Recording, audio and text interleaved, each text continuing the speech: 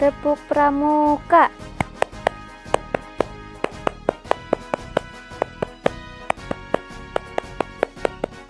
Salam pramuka. Salam. Assalamualaikum warahmatullahi wabarakatuh. Perkenalkan, kami dari kelompok 5B yang beranggotakan Ria Sari, Miftahul Janah, Nidaan Khofia, dan Nur Hayati. Pada video pembelajaran kali ini, kami akan menjelaskan mengenai materi keterampilan kepramukaan 4, simpul dan ikatan. Adapun rumusan masalah yang kami ambil yaitu: apa pengertian simpul dan ikatan? Apa saja macam-macam ikatan dan simpul? Bagaimana cara membuat simpul? Bagaimana cara membuat ikatan? Baiklah, langsung saja kita memasuki materi yang pertama, yaitu pengertian simpul dan ikatan. Simpul adalah sebuah hasil dalam pembentukan dua atau lebih tali yang akan digunakan dalam kegiatan dengan pembentukan benda yang biasa digunakan untuk membuat simpul kegiatan. Dalam hal ini juga adalah bentuk dari koneksi antara tali dan tongkat yang dimana benda tersebut dapat digunakan pada saat kegiatan pramuka. Simpul tali pramuka dapat digunakan pada pergelangan tangan dengan penggalang atau dalam bentuk yang berbeda. Selanjutnya, ikatan. Ikatan adalah rangkaian tali yang dilakukan untuk menyatukan tongkat. Ikatan juga diartikan sebagai hubungan antara tali dengan benda lain seperti kayu, balok, dan bambu. Gunanya untuk menyambung dua utas tali yang sama besar dan tidak licin. Gunanya untuk menyambung dua utas tali yang tidak sama besarnya dan dalam keadaan kering. Jadi, dapat disimpulkan bahwa simpul adalah hubungan antara tali dengan tali atau rangkaian tali yang dibentuk untuk mengawal ikatan, sedangkan ikatan adalah rangkaian tali yang digunakan untuk menyatukan tongkat atau hubungan antara tali dengan bendanya, seperti kayu, balok, bambu, dan sebagainya. Oke, baik. Selanjutnya macam-macam simpul dan ikatan. Nah, di sini saya akan menjelaskan beberapa macam simpul dan ikatan. Ya, yang pertama simpul kupu-kupu atau Alpine Butterfly Loop. Yaitu simpul ini merupakan salah satu jenis simpul yang paling kuat dan aman untuk mengikat suatu benda. Simpul ini juga merupakan simpul yang paling fleksibel di antara yang lainnya. Yang kedua, simpul tiang atau simpul bowline. Simpul ini yang paling banyak digunakan di seluruh dunia. Kegunaannya adalah untuk mengikat tali pada tiang atau mengikat benda yang sangat berat tetapi dengan kondisi masih mudah untuk kita buka. Simpul ini hanya terkait pada badan benda yang sedang diikat. Jika bendanya semakin berat, maka simpul ini akan menjadi semakin erat. Tetapi jika bendanya ringan, simpul pengikat benda ini akan mudah terbuka dengan sendirinya. Kemudian simpul pangkal atau simpul klop yaitu simpul ini merupakan simpul yang sangat mudah untuk dipraktekkan untuk mengikat sesuatu. Biasanya digunakan dalam pembuatan tenda, jangkar, kreasi, pioneering, dan simpul kemudian ikatan. Ikatan palang. Ikatan palang berguna untuk mengencangkan dua tongkat plek vertikal dan horizontal dengan sudut derajat 90 derajat siku-siku sehingga kedua tongkat tersebut menjadi rapat dan sulit dilepaskan. Lalu ikatan sambat. Simpul ini digunakan untuk memulai ikatan dan digunakan untuk menyeret dan menarik balok. Kemudian ikatan kaki tiga atau ikatan tripod racing. Ikatan ini digunakan untuk mengikat tiga tiang dalam bantuan kaki tiga, jemuran, dan biasanya banyak digunakan untuk membuat pioneering tiang upacara. Selanjutnya tentang cara membuat simpul. Jadi macam-macam simpul ini sangat banyak. Namun di sini hanya dijelaskan beberapa cara membuat simpul. Yang pertama ada simpul mati. Cara membuat simpul mati yaitu dapat dilihat pada gambar berikut ini, yang mana kita perhatikan ujung A dan B-nya, terus masukkan bersamaan ujung A dan B, tarik kedua ujung A dan B, usahakan tarikan kuat agar tali tersebut tidak lepas. Terus yang kedua ada simpul anyam. Cara membuat simpul anyam yaitu yang pertama kita buat sosok pada ujung tali, terus kita masukkan tali yang agak kecil ke dalam sosok yang telah dibuat, dan setelah itu tali kecil dililitkan pada sosok yang telah dibuat, lalu disisipkan ke bawah badan tali. Selanjutnya tarik tali kecil itu dan akan nampak pada gambar. Yang ketiga, simpul pangkal. Cara membuat simpul pangkal dapat kita lihat pada gambar berikut. Cara pertama, kita sediakan dulu tiang.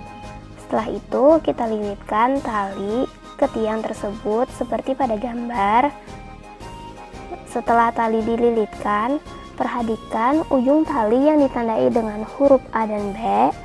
Kita lilitkan ujung tali B pada tiang dan ujung tali A kita pegang. Setelah itu kita tarik masing-masing ujung tali dan jadilah simpul pangkal. Yang keempat ada simpul jangkar. Cara membuat simpul jangkar dapat kita lihat pada gambar berikut. Yang pertama kita lingkarkan ujung tali pada benda yang hendak ditali dari sebelah bawah. Terus kita lintaskan ujung tali di belakang badan tali dan kita lingkarkan ujung tali sekali lagi pada benda yang hendak ditali dari sebelah atas benda. Selanjutnya kita selipkan ujung tali sehingga sama dan sejajar dengan badan tali dan kita tarik kedua ujung tali sehingga simpul mengencang dan jadilah simpul jangkar. Yang kelima ada simpul tiang.